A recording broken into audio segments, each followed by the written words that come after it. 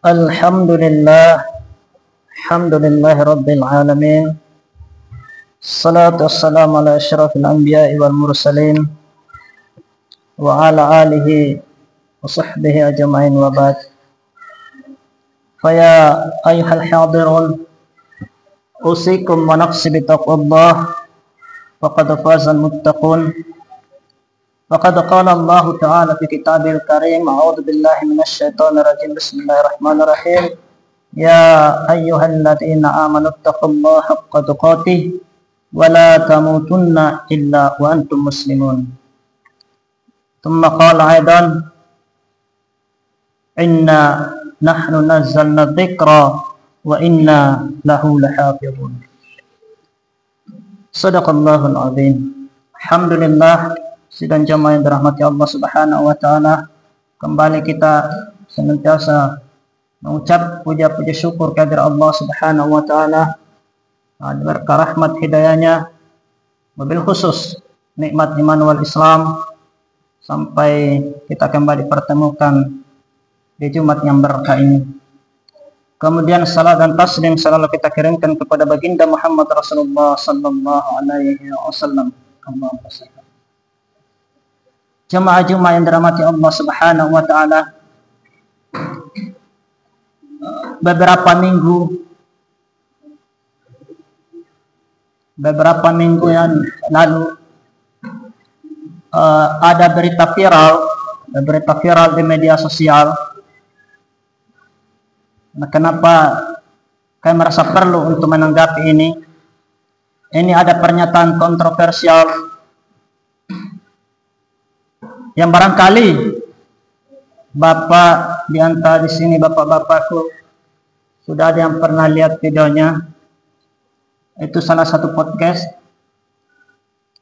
Ada seseorang dia wawancarai. Dia mengatakan begini, apa sih gunanya menghafal Al-Quran? Dia mengatakan bahwa tidak apa relevansinya menghafal Al-Quran dengan zaman modern seperti saat ini. Dan katanya, tidak ada satu ayat pun di dalam Al-Quran yang memerintahkan, yang menyuruh umat Islam menghafal Al-Quran. Jemaah Jumat, barangkali kita bisa lihat di YouTube. Itu namanya yang paling ironis sekali dan miris sekali. Yang menyatakan itu juga seorang muslim, dan dia seorang dosen yang di salah satu kampus terkenal di Jakarta, kampus UI, Universitas Indonesia. Dia seorang dosen, seorang intelektual, tapi dia mengatakan bahwa apa perlu kita menghafal Al-Quran? Kan tidak ada ayatnya yang mengatakan ihfadhu hadzal Quran. Tidak ada satupun ayat yang mengatakan hafal ini Al-Quran. Dan ini kami merasa perlu ditanggapi, kalau tidak ini akan menyesatkan banyak orang. Dia akan merasa benar karena tidak ada yang menanggapi. Dan yang paling mirisnya, banyak subscribe, banyak orang-orang yang like. Kenapa? Karena orang merasa bahwa dia itu benar. Tidak ada yang menanggapi pernyataannya. Dia benar bahwa Al-Quran tidak perlu dihafal. Ini orang-orang liberal. Apa gunanya menghafal Al-Quran? Sekarang kan zaman teknologi canggih, tinggal klik YouTube, Google. Ini orang liberal. Dan tak ada ayatnya untuk menghafal Al-Quran. Jamaah dirahmati Allah Subhanahu wa ta'ala, ini jelas pernyataan sesat dan menyesatkan. Dia menyatakan sesuatu yang sangat sekali tidak ada, dia tidak punya ilmu. Dengan menyatakan pernyataan seperti itu bahwa tidak ada ayat Al-Quran yang menyuruh menghafal, dia telah membuka dirinya, mengekspos dirinya ke media, ke publik, bahwa dia sama sekali tidak memiliki ilmu terkait Al-Quran. Memang dosen, tapi dia bukan dosen agama, dia tidak mempelajari agama. Tapi dia seenaknya mengkritisi Al-Quran. Yang perlu diketahui Bapak jamaah dirahmati Allah Subhanahu wa taala, untuk mengetahui Al-Qur'an setidaknya ada beberapa hal ilmu yang harus dipahami. Di sana di dalam Al-Qur'an ada namanya ilmu balaghah, ada namanya ilmu mantik, ilmu nahwu was sarf dan lain sebagainya. Nah, ada Armando ini, dia mengkritisi Al-Qur'an padahal dia tidak mengerti sama sekali ilmu Al-Qur'an. Bahkan jamaah dirahmati Allah Subhanahu wa taala, kalau mau melihat di dalam Al-Qur'an justru sangat jelas ayat yang menyuruh umat Islam menghafal Al-Qur'an.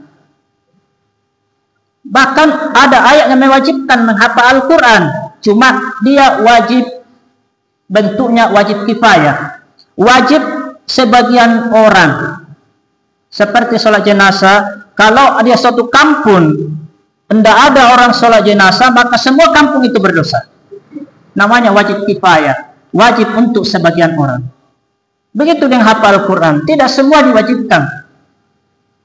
Untung ada orang-orang tertentu yang menghafal Al-Quran, sehingga kita ini sudah tidak wajib. Kenapa? Sudah ada pilihan-pilihan Allah Subhanahu wa taala untuk menghafal Al-Quran. Di mana ayatnya? Ada Armando tidak melihat. Jelas dalam Al-Quran surah Al-Hijr 9, Allah Subhanahu wa taala berfirman, "Inna nahnu nazzalna dzikra wa inna lahu lahafizun."